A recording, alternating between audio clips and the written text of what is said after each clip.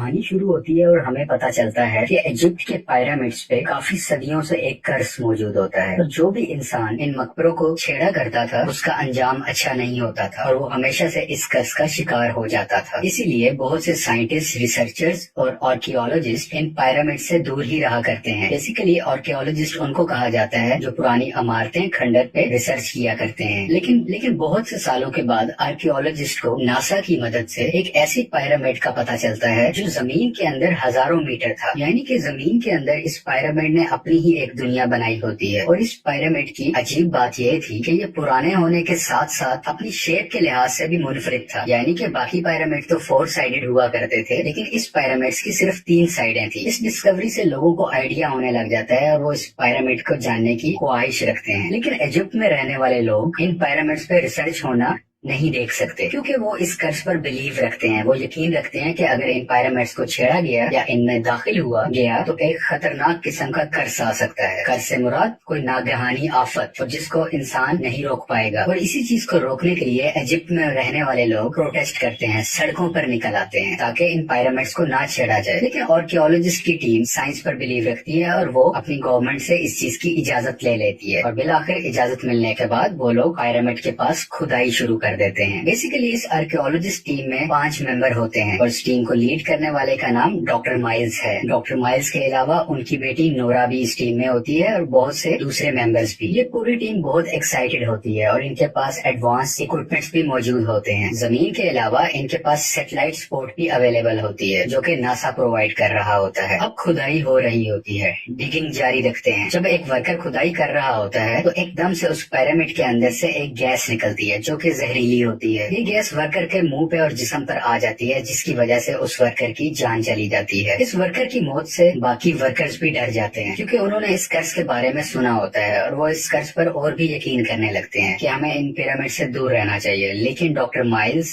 Nora और उनकी team क्योंकि साइंस पर बिलीव करती है और वो ऐसी मिथ्स पर बिलीव नहीं करते और डॉक्टर माइल्स इस काम को आगे बढ़ाना चाहते हैं। लेकिन दूसरी तरफ इस वर्कर की मौत से प्रोटेस्टर और भी ज्यादा प्रोटेस्ट करने लग जाते हैं। वो कहते हैं ये तो अभी शुरुआत है। ये प्रोटेस्टर्स किसी तरह भी इस काम को रुकवाना चाहते हैं और जिस तरह से ये प्रोटेस्ट हो रहा होता है सिविल वॉर होने का खतरा महसूस किया जाता है। दूसरी तरफ अमेरिकन गवर्नमेंट के एक रिप्रेजेंटेटिव डॉक्टर माइल्स से ऑनलाइन बात कर रहे होते हैं। सीनियर डॉक्टर माइल्स को कहते हैं कि आपको काम बंद करना चाहिए और वापस आ जाएं अपने मुल्क, क्योंकि अगर ऐसा चलता रहा तो इजिप्ट की गवर्नमेंट हमारा साथ नहीं देगी और जबरदस्ती काम बंद करवा देगी। तो बेहतर है हम खुद ही काम बंद करें और वापस आ जाएं। ये सब सुनकर डॉक्टर माइल्स और उनकी टीम को बहुत बुरा लगता है क्योंकि उन्होंने एक एफर्ट की होती है, एक प्लान बनाया होता है और दरमियान में छोड़ना इनके लिए कोई सेंसिबिलिटी नहीं बनती। खैर फैसला ये होता है कि हम इस काम को बंद करेंगे और वापस जाएंगे। लेकिन दूसरी तरफ हम देखते हैं डॉक्टर माइल्स की बेटी नोरा इस काम को नहीं छोड़ना चाहती। वो चाहती है कि इस रिसर्च को मुकम्मल किया जाए और किस तरह बाकी टीम को कन्विंस कर लेती है, राजी कर लेती है कि हमें कम से कम पिरामिड के अंदर जाकर देखना तो चाहिए कि ये बाकी पिरामिड से डिफरेंट कैसे है, क्यों ये 3 शेप्स का है और क्यों ये इतना अंदर जमीन के अंदर फैला हुआ है। कम से कम हमें अंदर जाके देखना तो चाहिए और इसकी टीम किसी तरह राजी हो जाती है। अब इस चीज को एक्सप्लोर करने के लिए ये एक रोबोटिक कार इस पिरामिड के अंदर भेजते हैं ताकि फाइंड आउट कर सकें कि ये कैसे अलग है। जब ये रोबोटिक कार पिरामिड के अंदर जा रही होती है तो हम देखते हैं कि वाकई ये पिरामिड दूसरे पिरामिड से काफी अलग है, जैसे कि इसको किसी खास मकसद के लिए बनाया गया हो। ये रोबोटिक कार आगे बढ़ रही होती है कि एकदम से इस पे कोई चीज हमला कर देती है जिसकी वजह से इनकी कैमरा फीड खत्म हो जाती है, यानी कि कैमरा कनेक्शन खत्म हो जाता है। अब ये नहीं देख पाते कि अंदर क्या हुआ। बाहर ये सब इस बात का अंदाजा लगाते हैं कि शायद कोई कुत्ता या कोई जानवर होगा जो किसी तरह इस पिरामिड के अंदर चला गया होगा और उसने हमारी रोबोटिक कार पर हमला कर दिया जिसकी वजह से हमारा कैमरा डिस्कनेक्ट हो चुका है। बेसिकली ये रोबोटिक कार नासा की तरफ से इनको दी गई थी जो कि बहुत एक्सपेंसिव था। अब ये लोग ये नहीं चाहते थे कि इस रोबोटिक कार को अंदर ही रख दिया जाए, इसको वो वापस लेके जाना चाहते थे और मजीद एक्सप्लोर भी करना चाहते थे। लेकिन इनके पास वक्त बहुत कम था क्योंकि गवर्नमेंट ने इन पर पाबंदी लगा दी थी और हम साथ देखते हैं कि मिलिट्री भी यहाँ पर मौजूद होती है और मिलिट्री